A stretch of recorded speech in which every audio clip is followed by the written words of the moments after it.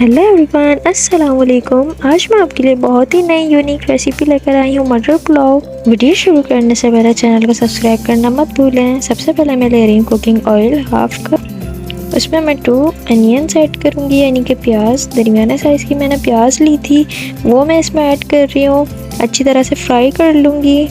उसके बाद मैं इसमें ऐड करूँगी गरम मसाला, जिसमें तेज़पात, सफ़ेद ज़ीरा, सिया ज़ीरा, दालचीनी, बड़ी इलायची, काली मिर्ची और चंद लौंगे।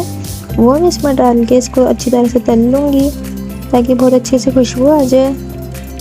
उसके साथ ही मैं इसमें ऐड करने लगी हूँ 2 चम्मच के बराबर लहसुन अदरक का पेस्ट।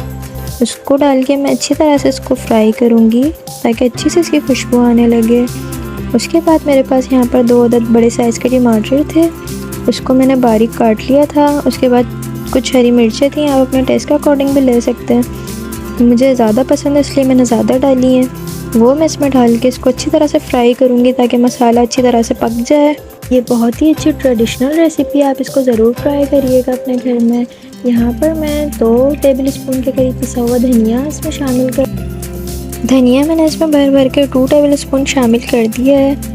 हमारे घर में इसी तरह से मटर पुलाव बनाया जाता है। अगर आपके घर में इसकी डिफरेंट रेसिपी है तो प्लीज़ मुझसे ज़रूर शेयर कीजिएगा, मैं उस तरह से भी बना के आपके साथ ज़रूर रेसिपी शेयर करूँगी। यहाँ पर मैं 1 टेबल स्पून के करीब नमक डाल रही हूँ, बाद में भी मैं इसमें पानी में शामिल करूँगी। मटर डाले मैंने इसमें 1 कप, आलू डाले हैं बड़े साइज़ के, मैंने इसमें 2 आलू डाले हैं काट के। इसको अच्छी तरह से मिक्स करूँगी। उसके बाद मैं कवर करके इसको 10 मिनट के लिए पकाऊंगी ताकि आलू गल जाएं। देखें इसने अच्छी तरह से अपना पानी छोड़ दिया है, मतलब तेल ऊपर आ चुका है। इसको मैं और अच्छी तरह से मिक्स करूँगी।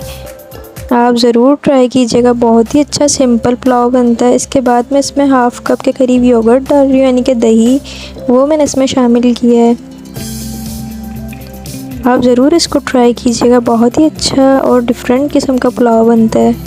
दोबारा से मैं इसको कवर करके पकाऊंगी। कवर करने के बाद देखें इसकी शक्ल कुछ इस तरह की लगती है। उसके बाद मैं इसमें 4 गिलास के करीब पानी शामिल करूंगी, क्योंकि चावल जो है मैंने 2.5 गिलास लिए हैं, तो पानी हम इसका थोड़ा सा कम डालना पड़ता है। उसके बाद 2.5 गिलास में बासमती राइस यहाँ पे शामिल कर रही हूँ, जो हम रेगुलर यूज़ में लेते हैं, वही वाले मैं राइस इसमें यूज़ कर रही हूँ। एक बात का आपने ध्यान रखना है, चावल डालने के बाद आपने ज़्यादा नहीं हिलाना है इसको, बस डाल के हल्का सा हिला के छोड़ देना है, नहीं तो चावल टूट जाएंगे। इसको उबाल आने दें। उबाल आने के बाद हम इसको दम लगाएंगे। अच्छे देखें इसका पानी खुश्क हो चुका है। पानी खुश्क होने तक ही हमने इसको उबाल देना था। उसके बाद मैं कवर करके पकाऊंगी। उसके बाद मैंने डिश आउट किया था। डिश आउट करने के बाद कुछ इस तरह की ये लुक नज़र आती है। इसको हम सलाद यानी कि कचूमर वगैरह के साथ हम खाते हैं, और इसके साथ हम दही का रायता बनाते हैं। बहुत ही अच्छा मज़ेदार लगता है। अगर आपको मेरी रेसिपी पसंद आई है तो सब्सक्राइब करें और कमेंट करना मत भूलें। अल्लाह हाफिज़, बाय।